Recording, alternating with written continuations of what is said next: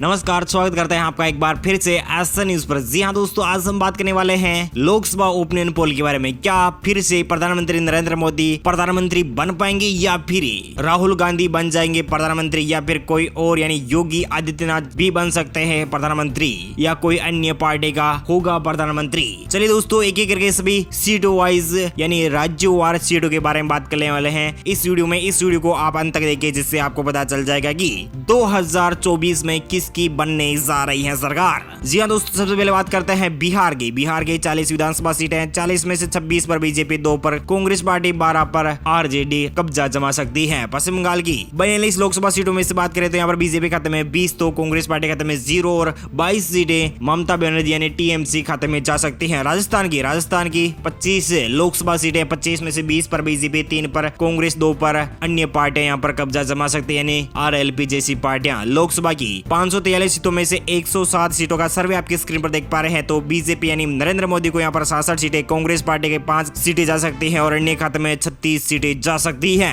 हरियाणा की 10 लोकसभा सीटें, 10 में से 0 पर बीजेपी, 8 पर कांग्रेस, 2 पर अन्य पार्टियां। तमिलनाडु की 39 लोकसभा सीटों की बात करते हैं और बीजेपी खाते में 20 यानी बीजेपी एआईएडीएमके के खाते में 20 सीटें, कांग्रेस पार्टी खाते में 15, अन्य पार्टी खाते में 4 सीटें जा सकती हैं। और दादर एंड नागर हवेली की 1 लोकसभा सीट की बात करते हैं, यहाँ पर बीजेपी कांग्रेस खाते में जाते नजर आ रही है। लोकसभा की 543 सीटों में से 157 सीटों का सर्वे आपके स्क्रीन पर देख पा रहे हैं। 86 सीटों पर नरेंद्र मोदी, 29 सीटों पर कांग्रेस पार्टी और 42 सीटों पर अन्य पार्टियां यहाँ पर कब्जा जमा सकती है।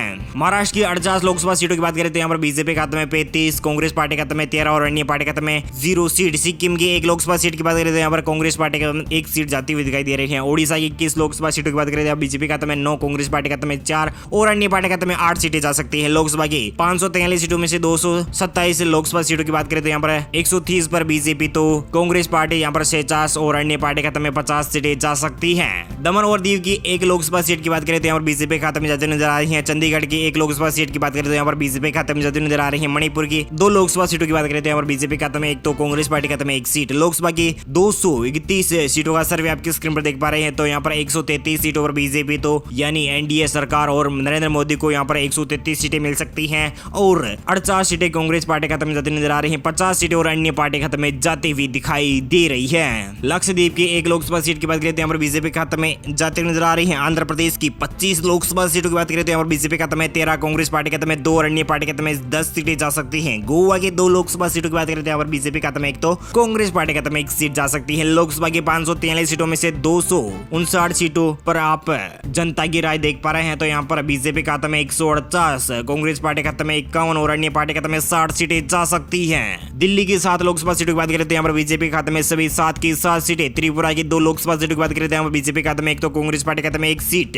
हिमाचल प्रदेश की 4 लोकसभा सीटों की बात करें तो यहाँ पर बीजेपी खाते में 4 की 4 सीटें जा सकती है। लोकसभा की 543 सीटों में से 272 विधानसभा सीटों का लोकसभा सीटों का सर्वे आपकी स्क्रीन पर देख पा रहे हैं, तो यहाँ पर बीजेपी खाते में 160, तो 52 सीटें कांग्रेस पार्टी खाते में और अन्य पार्टी खाते में 60 सीटें जा सकती है। तो दोस्तों बात करते हैं यूपी की 80 लोकसभा सीटें, 45 सीटों पर भारतीय जनता पार्टी नरेंद्र मोदी को जीत हासिल हो सकती है। कांग्रेस पार्टी खाते में 3 और 32 सीटें अन्य पार्टी को मिल सकती है। पांडिचेरी की 1 लोकसभा सीट की बात करें तो यहाँ पर बीजेपी खाते में न जाकर कांग्रेस पार्टी खाते में जाती हुई नजर आ रही है। बीजेपी खाते में यहाँ पर अंडमान व निकोबार द्वीप समूह की बात करें तो यहाँ पर 1 लोकसभा सीट है, 1 ही सीट भारतीय जनता पार्टी खाते में जाती नजर आ रही है। लोकसभा की 543 सीटों में से 354 सीटों का सर्वे आपकी स्क्रीन पर देख पा रहे हैं, तो यहाँ पर बीजेपी खाते में 206 सीटें, 56 सीटें कांग्रेस पार्टी खाते में, अन्य पार्टी खाते में 92 सीटें जा सकती हैं। बात करते हैं असम की 14 लोकसभा सीटें, 11 सीटों पर बीजेपी कब्जा जमा सकती है, 3 सीटों पर कांग्रेस और अन्य पार्टी खाते में 0 सीट। केरल की 20 लोकसभा सीटों की बात करें तो बीजेपी खाते में 0, कांग्रेस पार्टी खाते में 8 और अन्य पार्टी खाते में 12 सीटें जा सकती हैं। और मध्य प्रदेश की 29 लोकसभा सीटों की बात करें तो बीजेपी खाते में 20, कांग्रेस पार्टी खाते में 8 और अन्य पार्टी खाते में 1 सीट जा सकती है। लोकसभा की 543 सीटों में से 417 सीटों का सर्वे आपकी स्क्रीन पर देख पा रहे हैं। बीजेपी खाते में 237, कांग्रेस पार्टी खाते में 75 और अन्य पार्टी खाते में 105 सीटें जा सकती है। नागालैंड की 1 लोकसभा सीट की बात करें तो यहाँ पर 1 ही सीट